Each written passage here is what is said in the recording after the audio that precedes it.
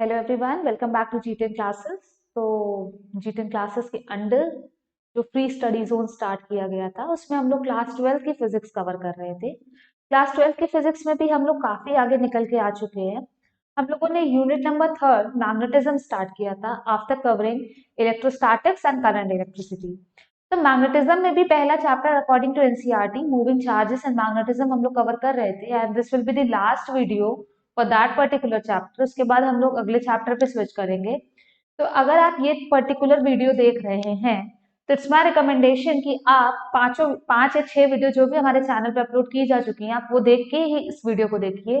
पर अगर आपको बेसिक नॉलेज है और आपको अभी सिर्फ मूविंग कॉइल गैल्वेनोमीटर सीखना है तो ठीक है, तब अगर आपको बेसिक नॉलेज है तो आप ये देख भी सकते हैं, ऐसा कुछ नहीं है, समझ में आएगा।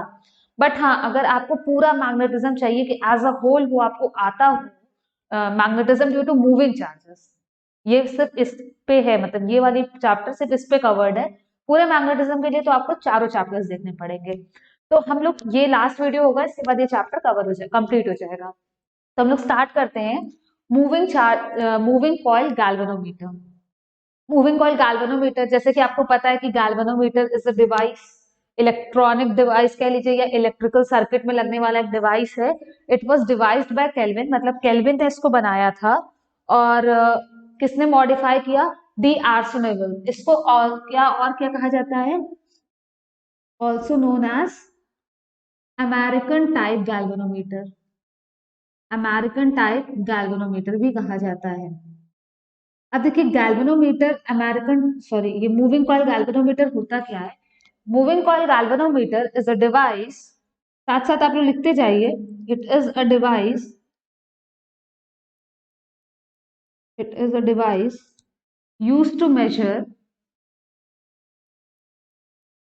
current in electric circuit। Current in electrical circuit, किसी भी इलेक्ट्रिकल सर्किट में अगर आपको करंट मेजर करना है तो आप मूविंग कॉइल गैल्वेनोमीटर का यूज कर सकते हैं। क्या कहा जाता है कि मूविंग कॉइल गैल्वेनोमीटर में अगर हम लोग थोड़ा सा मॉडिफिकेशन कर दें, मतलब with the help of slight modification, मैं आपको सिर्फ पॉइंट्स बता रही हूँ सो दैट अगर थ्योरी लिखने को आए तो आपके पास कंटेंट रहे। With slight modification, with slight modification it can also be used as it can also be used as voltmeter। तो कुल मिला के मतलब ये हो गया कि moving coil galvanometer is a device which can be used as ammeter as well as voltmeter. कुछ इसमें हम लोग मॉडिफिकेशन करेंगे तो वो एमीटर और वोल्टमीटर दोनों में कन्वर्ट हो जाएगा।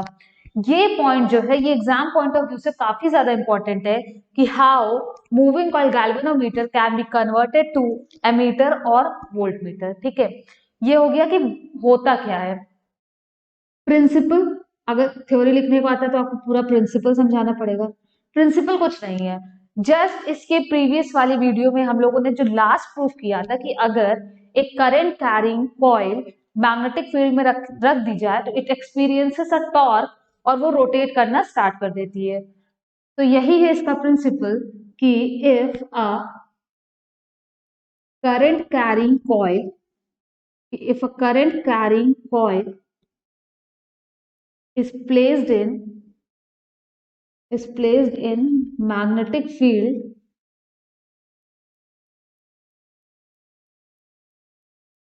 it experiences, साथ साथ आप लोग लिखते जाइए ताकि बाद में आपको वीडियो पॉज करके ना लिखना पड़े। It experiences a torque and starts rotating। ये है इसका प्रिंसिपल। प्रिंसिपल के बाद अब हम लोग देखेंगे कंस्ट्रक्शन और फिर इसकी वर्किंग। इतना आप लोग वीडियो को पॉज करके नोट डाउन कर लीजिए ताकि अब हम लोग इसकी वर्किंग और इसका जो भी कंस्ट्रक्शन है वो देख सकें। प्रिंसिपल क्लियर है? हम लोगों ने देखा था कि अगर कोई मूविंग कॉइल रखी गई है तो उसके ऊपर क्या टॉर्क लगता है? M B sine theta, where M was magnetic dipole movement. ठीक है, अब यहाँ पे क्या होता है? एक नॉर्थ पोल का मैग्नेट लिया, एक साउथ पोल का मैग्नेट लिया। ऐसा नहीं कि मैग्नेट के पोल्स को अलग अलग नहीं किया जा सकता, मतलब एक मैग्नेट लिया जिसका नॉर्थ पोल इधर फेस कर रहा है, दूसरा मैग्नेट जिसका साउथ पोल इधर फेस कर रहा है, मतलब एंटायर रीजन में हम लोगों ने एक स्ट्रॉन्ग मैग्नेटिक फील्ड सेट कर दी। अब उसके बाद हम लोगों ने क्या किया, हम लोगों ने एक कॉइल लिया, मतलब एक कुछ ऐसा कोर लिया, कोर के ऊपर हम लोगों ने क्या किया, वायर को रैप कर दिया। ठीक, कोर के ऊपर आपका वायर ऐसे करके रैप्ड है,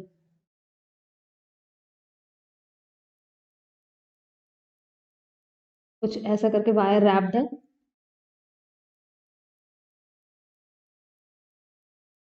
जैसे करंट फ्लो हो रहा होगा। फिर यहाँ पे क्या किया कि एक सस्पेंशन वायर लगाया। सस्पेंशन वायर का मतलब क्या हुआ, कुछ ऐसा सस्पेंशन वायर लगाया। सस्पेंशन वायर क्यों, क्योंकि दोनों मैग्नेट के बीच में ये जो कॉइल है, करंट कैरिंग कॉइल है, वो सस्पेंड रहनी चाहिए, मतलब वो लटकती रहनी चाहिए, तो उसके लिए एक सस्पेंशन वायर लगाया। इस करंट कैरिंग कॉइल को एक स्ट्रॉन्ग मैग्नेटिक फील्ड में रख दिया गया। अब यहाँ पे क्या है कि जो भी हमारा, और इसका जो अनदर एंड है कॉइल का, इसको एक हेयर स्प्रिंग से अटैच कर दिया गया। Everything is happening here for a reason, सारी चीजों का यूज पता चल जाएगा। अब ये करंट कैरिंग कॉइल एक स्ट्रॉन्ग मैग्नेटिक फील्ड में थी। अब इसको क्या किया, उठा के एक ऐसी जगह पे रखा गया जहां पे मैग्नेटिक फील्ड का कोई भी इफेक्ट ना हो, मतलब एक फ्री रीजन में रखा गया ताकि कोई और चीजों का असर इसके ऊपर ना पड़ जाए, मतलब हवा का असर ना पड़ेगी, हवा चल गई और ये रोटेट कर गया अब हवा की वजह से, तो किसी और चीजों का इफेक्ट ना पड़ जाए, इस वजह से इसको एक ऐसे बॉक्स में रखा गया जहां पे किसी भी चीज का असर बिल्कुल नेग्लिजिबल होगा, नेग्लिजिबल क्या, जीरो ही होगा कह लीजिए। अब ये प्रिंसिपल क्या था कि if a current carrying coil is placed in magnetic field it experiences a torque and it starts rotating, and it starts rotating. अब क्या हुआ कि जैसे ही इस करंट कैरिंग कॉइल को हमने मैग्नेटिक फील्ड में रखा, इसके ऊपर लगने लगेगा फोर्स। ठीक है, इस डायग्राम को आप लोग बनाइए। फोर्स क्या लगता है, क्योंकि अगर कभी भी करंट कैरिंग एक एलिमेंट, करंट कैरिंग सिंपली एक अगर एलिमेंट भी रखा जाए तो उसके ऊपर आई बी एल साइन थीटा का फोर्स लगता है। स्टार्टिंग में क्या था, स्टार्टिंग में इनिशियली मतलब इनिशियली जो प्लेन ऑफ द कॉइल थी, plane of coil is parallel to magnetic field, is parallel to magnetic field सबसे इनिशियली, तो कोई भी फोर्स नहीं लग रहा था। अब जैसे ही इसके ऊपर ये लगना शुरू हुआ, मतलब करंट फ्लो करना शुरू हुआ, तो इसके ऊपर फोर्स लगा। अब फोर्स कैसा लगा, फोर्स हम लोगों ने देखा ही था कि force on branch AD and BC, AD and BC are equal and opposite, are equal and opposite, यही होता था, कुछ ऐसा ही रहता था कि फोर्स जो है एबी और एडी और बीसी पे इक्वल एंड अपोजिट होता था, और सिर्फ इसके ऊपर फोर्स लगता था, ये दोनों ब्रांचेस के ऊपर। अब यहाँ पे क्या होगा कि दोनों ब्रांचेस के ऊपर जो फोर्स लगेगा वो इक्वल एंड अपोजिट फोर्स लगेगा। अब जैसे ही equal and opposite force separated by certain distance AD, AD क्या है, इसकी ब्रेथ है ना, और ये क्या है, इसकी लेंथ है, दो फोर्सेस लग रहे हैं करंट कैरिंग एलिमेंट पे सेपरेटेड बाय डिस्टेंस बी, तो ये क्या करेगा, इसको रोटेट करना शुरू करेगा।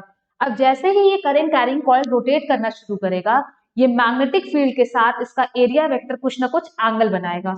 तो एक इंस्टेंट ऑफ टाइम पे कुछ ऐसा होगा कि ये जो भी आपका करंट कैरिंग कॉइल था, तो जिसका 2D में डायग्राम जो हम लोग देख रहे थे, इसके ऊपर दो फोर्स लगेगा, I B L sine theta force लगता है, दो फोर्सेस लगेंगे सेपरेटेड बाय सर्टेन डिस्टेंस, तो हम इन दोनों फोर्सेस के बीच में क्या करते हैं, परपेंडिकुलर डिस्टेंस निकाल लेते हैं।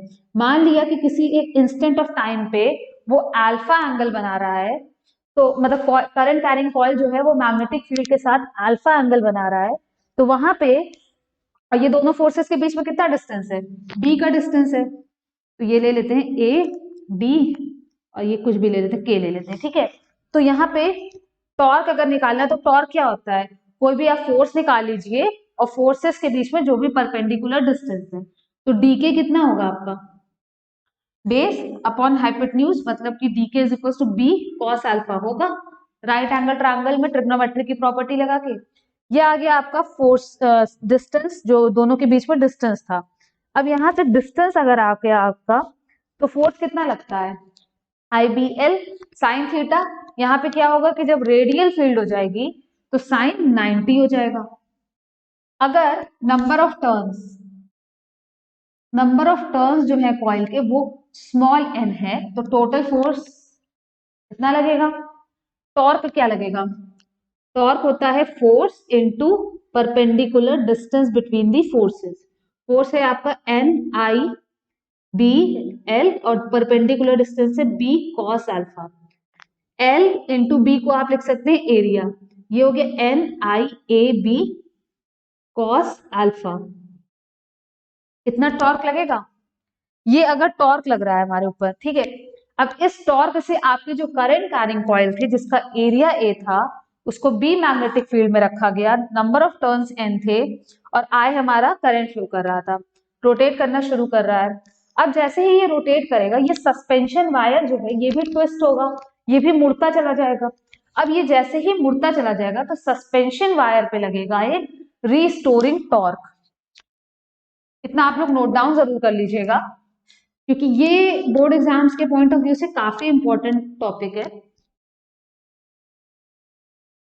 हम लोगों ने टॉर्क निकाल लिया, अब इसके ऊपर लगेगा रीस्टोरिंग टॉर्क। रीस्टोरिंग टॉर्क क्या लगता है कि मान लीजिए कि जो आपका ये जो कॉइल थी वो अल्फा एंगल जब रोटेट हुई थी, जिसके ऊपर टॉर्क इस उस इंस्टेंट पे इतना लग रहा था, तो वहां पे जो भी इसका क्या होता है कि रीस्टोरिंग टॉर्क जो वायर है इसका एक होता है टॉर्जनल कांस्टेंट। टॉर्जनल कांस्टेंट होता है के। टॉर्जनल कांस्टेंट क्या होता है, torque acting per unit angle, torsional constant के। अब अगर इसके ऊपर टॉर्क पर यूनिट ट्विस्ट लग रहा है के, तो रीस्टोरिंग टॉर्क हो जाता है के अल्फा।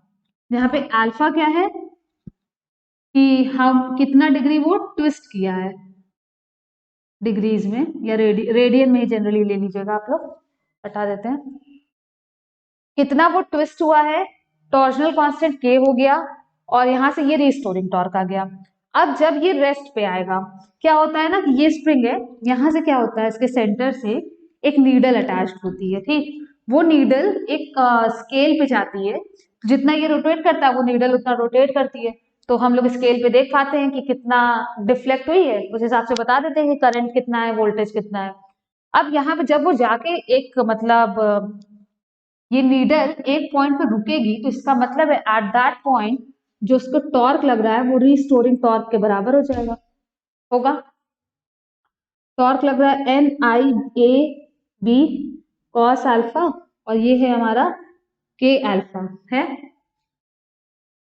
ये आ गया आपका कि रीस्टोरिंग टॉर्क आपका जो है वो कर इसके मतलब रीस्टोरिंग टॉर्क टोटल जो टॉर्क की वजह से ये रोटेट कर रहा है, मैग्नेटिक टॉर्क बोल लीजिए, उसके भी इक्वल हो गया। तो यहाँ से आप ये कह सकते हैं कि जो करंट है वो डायरेक्टली किसके प्रोपोर्शनल है, अल्फा अपॉन कॉस अल्फा के। मतलब जितना डिग्री, जितना अमाउंट जो आपका कॉइल है वो ट्विस्ट करेगा, जितना एंगल से वो ट्विस्ट करेगा, उतना ज्यादा करंट फ्लो हो रहा होगा। बाकी सारे तो पैरामीटर्स हैं, नंबर ऑफ टर्न्स कांस्टेंट है, आई कांस्टेंट है, बी कांस्टेंट है, ए कांस्टेंट है, आई नहीं कांस्टेंट है, क्योंकि हम लोग गैल्वेनोमीटर को जिस भी सर्किट से जोड़ेंगे उसमें करंट कुछ भी हो, जितना हमारा वो रोटेट करेगा, जितना ज्यादा करंट उतना ज्यादा रोटेट करेगा, जितना ज्यादा रोटेट करेगा उतना ज्यादा वो डिफ्लेक्शन शो करेगा हमारा स्केल के ऊपर, और जितना ज्यादा डिफ्लेक्शन वो शो करेगा उतना ज्यादा उस सर्किट में मतलब कि करंट फ्लो हो रहा होगा। तो ये था हमारा मूविंग कॉइल गैल्वेनोमीटर, ठीक है। अब बात आती है कि मूविंग कॉइल गैल्वेनोमीटर तो हो गया हमारा। अब बोला क्या गया था कि मूविंग कॉइल गैल्वेनोमीटर हमारा कन्वर्ट किया जा सकता है एमीटर और वोल्ट मीटर दोनों में। अच्छा, जनरली होता क्या है कि जब भी फील्ड हमारी in case of radial field जो होता है हमारा, अल्फा हमारा 0 डिग्री हो जाता है।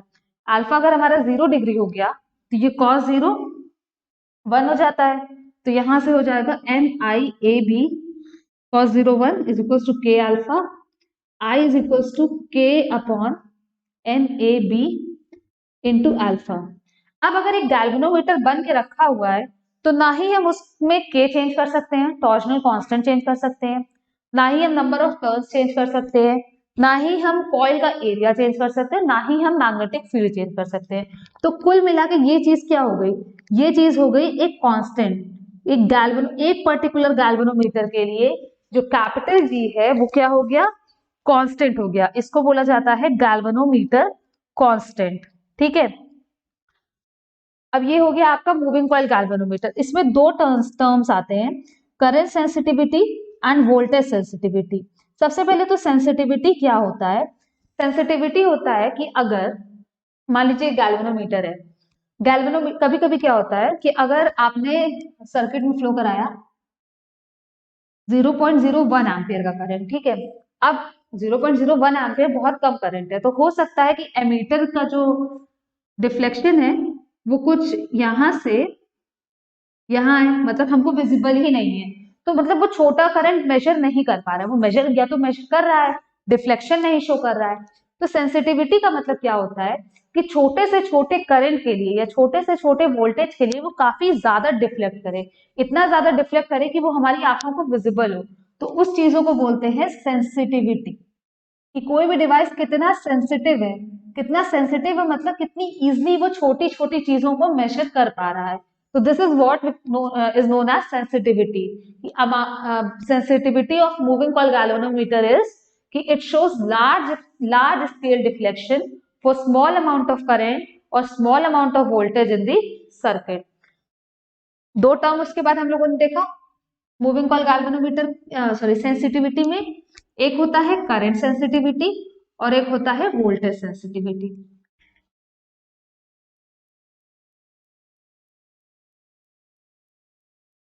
करंट सेंसिटिविटी, करंट सेंसिटिविटी क्या होता है कि पर यूनिट करंट वो कितना डिफ्लेक्शन शो कर रहा है, deflection per unit current alpha upon I. वहां से अगर हम लोग अल्फा अपॉन आई निकालें तो वो आएगा N A B upon K. This is current sensitivity, N A B upon K, जो कि एक पर्टिकुलर गैल्वेनोमीटर के लिए कांस्टेंट होगा। कि अगर मतलब अगर गैल्वेनोमीटर बन गया है तो हम उसको ला के सर्किट में जोड़ेंगे ही, तो ऐसा तो करेंगे नहीं कि उसमें हम कुछ मॉडिफिकेशन कर रहे हैं। मतलब कोई गैल्वेनोमीटर या कोई भी डिवाइस हो वो कितना सेंसिटिव है वो पहले से प्री डिफाइंड होता है, वो हमारे हाथ में नहीं है कि हम उसको चेंज कर सके, बनाते समय चेंज किया जा सकता है। तो दिस इज गैल्वेनोमीटर कांस्टेंट का रेसिप्रोकल है दो, बट ये एक कांस्टेंट ही है। ठीक है, फिर आता है वोल्टेज सेंसिटिविटी। अब अगर हम लोग मूविंग कॉइल गैल्वेनोमीटर को वोल्ट मीटर की तरह यूज कर रहे हैं तो वो वोल्टेज मेजर करेगा। तो डिफ्लेक्शन अपॉन वोल्टेज मतलब deflection per unit voltage is known as voltage sensitivity. इसको हम लोग लिख सकते हैं वी ओम्स लॉ लगा के आई आर। अगर आर हमारा कॉइल का रेजिस्टेंस है, in that case alpha upon I हमें पता ही है, एन ए बी अपॉन के आर। इसको बोला जाता है वोल्टेज सेंसिटिविटी, ये भी कांस्टेंट है। कोई भी मूविंग कॉइल गैल्वेनोमीटर अगर उसको वोल्ट मीटर की तरह यूज कर रहे हैं तो वोल्टेज वो 1 वोल्ट के लिए कितना डिफ्लेक्ट होगा ये प्री डिफाइंड है। क्योंकि भाई 1 वोल्ट के लिए अगर वो डिफ्लेक्ट हो रहा है तो एक ही वोल्ट तो दिखाएगा स्केल के ऊपर। तो ये सारी चीजें प्री डिफाइंड होती हैं। आपको मतलब डिजाइन करते समय गैल्वेनोमीटर ये डिफाइंड हो जाता है कि ये एक स्केल है हमारी, 1 वोल्ट के लिए वो यहां से यहां जाएगा कि यहां से यहां जाएगा, तो फिर उसी हिसाब से लेबलिंग की जाती है गैल्वेनोमीटर के ऊपर। ठीक है, तो ये था हमारा मूविंग कॉइल गैल्वेनोमीटर। अब हम लोग देखेंगे कि मूविंग कॉइल गैल्वेनोमीटर में हम लोग, अच्छा एक चीज, हाँ, मूविंग कॉइल गैल्वेनोमीटर को सेंसिटिव कैसे बनाया जा सकता है अगर ये पूछ लिया जाए कि how how can be increase the sensitivity of moving coil galvanometer, तो सिंपल है कि हम नंबर ऑफ टर्न्स बढ़ा दें, बड़े एरिया का कॉइल यूज करें, या मैग्नेटिक फील्ड बढ़ा दें, या तो रेजिस्टेंस कम करने की कोशिश करें, अच्छा वायर यूज करें जिसका रेजिस्टेंस कम हो, या स्ट्रॉन्ग मैग्नेट्स को रख दिया जाए तो बी बढ़ जाएगा तो करंट सेंसिटिविटी बढ़ जाएगी। बड़े बड़े कॉइल्स यूज करें, एरिया बढ़ जाएगा तो करंट सेंसिटिविटी बढ़ जाएगी। जो नंबर ऑफ टर्न्स थे कोर के ऊपर वो बढ़ा दिया जाए तो करंट सेंसिटिविटी बढ़ जाएगी। तो ये 1 मार्क में पूछा जा सकता है कि how can we increase the sensitivity of moving coil galvanometer. अब हम लोग देखते हैं कि जैसा कि हम लोगों ने स्टार्टिंग में ही देखा पढ़ा था, मतलब हमने बताया था मैंने आपको कि विथ स्लाइट मॉडिफिकेशन हम लोग वोल्ट मूविंग कॉइल गैल्वेनोमीटर को एमीटर और वोल्ट मीटर दोनों की तरह यूज कर सकते हैं। ठीक है, अब हम लोग देखेंगे कि कन्वर्जन ऑफ, ये बहुत इंपॉर्टेंट है न्यूमेरिकल के लिए भी कह लीजिए और प्रूविंग पॉइंट ऑफ व्यू के लिए भी, दोनों के लिए इंपॉर्टेंट है कि मूविंग कॉइल गैल्वेनोमीटर को हम लोग एमीटर या वोल्ट मीटर में कैसे कन्वर्ट करते हैं। देखते हैं फिर हम लोग इसको भी।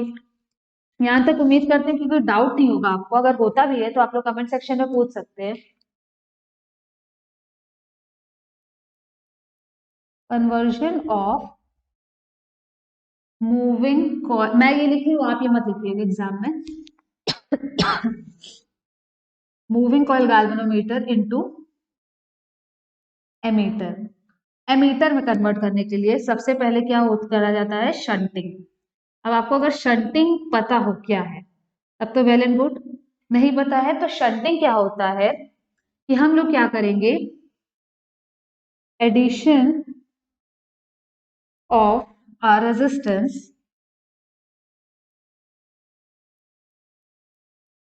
to galvanometer in parallel।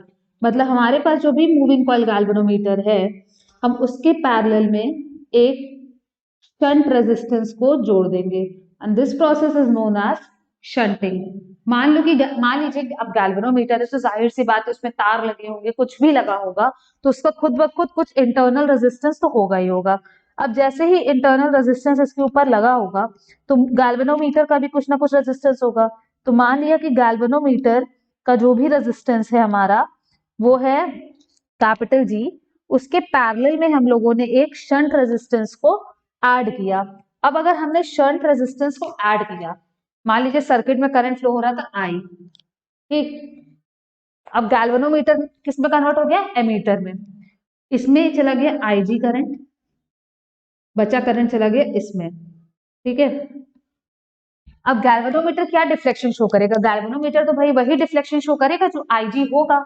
ठीक है, दोनों पैरेलल में है, दोनों के अक्रॉस वोल्टेज सिमिलर होगा, मतलब G into I G will be equal to S into I minus I G. यहां से आप लोग निकाल सकते हैं कि शंट रेजिस्टेंस की वैल्यू क्या होगी, shunt resistance will be G I G upon I minus I G. मतलब इतने ओम का रेजिस्टेंस अगर हमने गैल्वेनोमीटर के साथ पैरेलल में लगा दिया तो वो galvanometer will start behaving as ammeter. अब यहाँ पे देखिए क्या है कि जो रिमेनिंग पार्ट हमारा शंट से फ्लो कर रहा है आई माइनस आई जी, वो हमारा जो भी मतलब ये वाला पार्ट जो है ये वेस्ट हो गया। वाई वेस्ट हो गया, क्योंकि गैल्वेनोमीटर तो वही डिफ्लेक्शन शो करेगा ना जो इसके अंदर फ्लो करेगा, तो गैल्वेनोमीटर सिर्फ और सिर्फ आईजी के ही इक्विवेलेंट डिफ्लेक्शन को शो करेगा।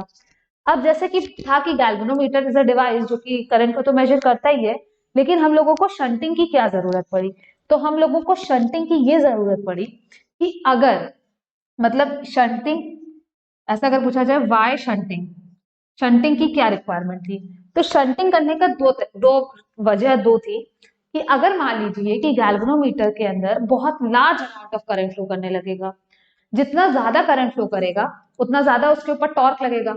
देखा ही अभी हम लोगों ने फॉर्मूले पे, जितना ज्यादा टॉर्क लगेगा वो कॉइल उतना रोटेट करेगी करेगी कॉइल जितना ज्यादा रोटेट करेगी उतना ज्यादा जो उसका सस्पेंशन वायर था वो ट्विस्ट करेगा, जितना ज्यादा वो ट्विस्ट करेगा उसके टूटने की चांस बहुत ज्यादा होगी। दैट मीन्स कि अगर बहुत लार्ज अमाउंट ऑफ करंट हम फ्लो करा दें सर्किट से तो जो गैल्वेनोमीटर के टूटने की चांस ज्यादा है। पहला रीजन, क्योंकि सस्पेंशन वायर बहुत ज्यादा ट्विस्ट कर चुका होगा, बहुत ज्यादा कोई चीज को आप मोड़ दीजिए तो उसके टूटने की चांस ज्यादा होती है। सेकेंड रीजन, अगर बहुत large amount of current flow करेगा तो कॉइल है, रेजिस्टेंस होगा, रेजिस्टेंस की वजह से बहुत ज्यादा हीट फ्लो करेगी, बहुत ज्यादा हीट निकलेगी, और जो बहुत ज्यादा हीट निकलेगी वो गैल्वेनोमीटर को डैमेज करने के लिए रिस्पॉन्सिबल हो सकती है। दैट्स वाई हम लोग पैरेलल में लगाते हैं एक शंट कि कुछ करंट आपका डिवाइड हो जाए। जैसे ही कुछ करंट आपका डिवाइड हो जाएगा, गैल्वेनोमीटर में बहुत लार्ज अमाउंट ऑफ करंट नहीं पहुंचेगा, एंड एज अ रिजल्ट अगर गैल्वेनोमीटर में लार्ज अमाउंट ऑफ करंट नहीं पहुंचता है तो इन दैट केस क्या होगा, गैल्वेनोमीटर के खराब होने की चांस बहुत कम हो जाएगी। तो these are the two reasons कि हमें शंटिंग की क्यों रिक्वायरमेंट पड़ती है। ठीक है, अब एमीटर से तो आप लोग वैसे फेमिलियर होंगे ही ना कि it is a instrument use for measuring current. अब अगर हमको वोल्ट मीटर में कन्वर्ट करना है तो हम लोग क्या करेंगे, अगर वोल्ट मीटर क्या होता है कि अगर कोई दो टर्मिनल के बीच में वोल्ट मीटर लगा दिया जाए। अच्छा, ये भी पता होगा कि एमीटर को आप सीरीज में कनेक्ट करते हैं और वोल्ट मीटर को पैरेलल में कनेक्ट करते हैं। तो conversion of moving coil galvanometer into volt meter. अब अगर हमको मूविंग कॉइल गैल्वेनोमीटर को वोल्ट मीटर में कन्वर्ट करना है तो वोल्ट मीटर अगर किसी दो टर्मिनल के बीच में लगा दिया जाए तो वो क्या करता है, दोनों टर्मिनल के बीच का पोटेंशियल डिफरेंस मेजर करता है। तो यहाँ पे क्या होता है कि गैल्वेनोमीटर के सीरीज में एक रेजिस्टेंस लगाते हैं आर और इसमें से करंट फ्लो कराते हैं आई। ठीक है, अब जब भी गैल्वेनोमीटर के सीरीज में एक रेजिस्टेंस आर कनेक्ट कर दिया जाता है तो it starts behaving as what, voltmeter. Voltmeter which is the device used to measure what, used to measure voltage. अब यही जो है ये पूरा वोल्टमीटर बदल गया, किसी भी दो एंड के बीच में लगा देंगे और ये हमारा क्या करेगा, वोल्टेज मेजर करेगा। वोल्टेज कितना मेजर करेगा, आई क्या होगा हमारा, V upon net resistance G plus R। मतलब वो कितना वोल्टेज मेजर करेगा, अगर हमने सर्किट में से I करंट फ्लो कराई है तो वो V वोल्टेज मेजर करेगा। तो ये था हमारा conversion of moving coil galvanometer two volt meter. अब अगर आपसे पूछा जाए कि अगर हमारे पास एक गैल्वेनोमीटर था जिसका रेजिस्टेंस 10 ओम था, उसके साथ हमने R रेजिस्टेंस मतलब 5 ओम का रेजिस्टेंस सीरीज में लगा दिया, तो वोल्ट मीटर का कितना रेजिस्टेंस होगा। तो ये आपका क्या है, ये है आपका रेजिस्टेंस ऑफ वोल्ट मीटर। और यहीं पे अगर आपसे पूछा जाए कि रेजिस्टेंस ऑफ ये एमीटर क्या होगा, तो इन दोनों का जो नेट आएगा पैरेलल में वो होगा रेजिस्टेंस ऑफ एमीटर। अब क्वेश्चन में यही आता है कि मान लीजिए कि आपके पास एक गैल्वेनोमीटर है, इतने रेजिस्टेंस का है उसका, और हमें इतना करंट मेजर करना है, तो आपको सारे करंट्स की वैल्यू दे देगा, किस रेजिस्टेंस को हम पैरेलल में जोड़े, या मल्टीपल चॉइस में पूछ लिया कि रेजिस्टेंस सीरीज में जुड़ेगा कि पैरेलल में जुड़ेगा। तो this was all about moving coil galvanometer को कन्वर्ट करना था हमें एमीटर और वोल्ट मीटर में। वोल्ट मीटर हमेशा सर्किट में पैरेलल में जुड़ता है और एमीटर हमेशा सीरीज में जुड़ता है। तो हम लोगों ने एमीटर का भी रेजिस्टेंस निकाल लिया, वोल्ट मीटर का भी निकाल लिया, कितना रेजिस्टेंस जोड़ना पड़ेगा ये भी निकाल लिया, और मूविंग कॉइल गैल्वेनोमीटर का प्रिंसिपल, कंस्ट्रक्शन, वर्किंग सब कुछ देख लिया। अब ये चैप्टर आपका हो गया है कंप्लीट। अब आपका काम क्या है कि आप लोग करिए न्यूमेरिकल्स अलॉन्ग विथ प्रूफ। अगर आप बोर्ड एग्जाम्स की प्रिपरेशन कर रहे हैं तो प्रूफ करिए, न्यूमेरिकल करिए, जितनी भी बुक से न्यूमेरिकल करना पॉसिबल है सब करिए। उसके बाद हम लोग अपना अगला चैप्टर अर्थ मैग्नेटिज्म है, शायद एनसीईआरटी में उसका नाम क्या है एग्जैक्टली मुझे नहीं याद, बट अर्थ से रिलेटेड है काफी कुछ, वो स्टार्ट करेंगे, मैग्नेटिज्म एंड मैटर, वो स्टार्ट करेंगे चैप्टर। तब तक आप लोग ये वाला काम कंप्लीट करिए। अगर आप एंड तक हमारी वीडियो देख रहे हैं दैट मीन्स आपको कुछ ना कुछ समझ में आ रहा है, तो please hit the like button. और अगर अभी भी आप हमारे चैनल पे नए हैं तो सबसे पहले उसको सब्सक्राइब करिए, सो दैट जैसे ही आपके पास नोटिफिकेशन आए अगले अपलोड का आप उसको भी कवर अप कर सके। Thanks for watching the video, enjoy your day.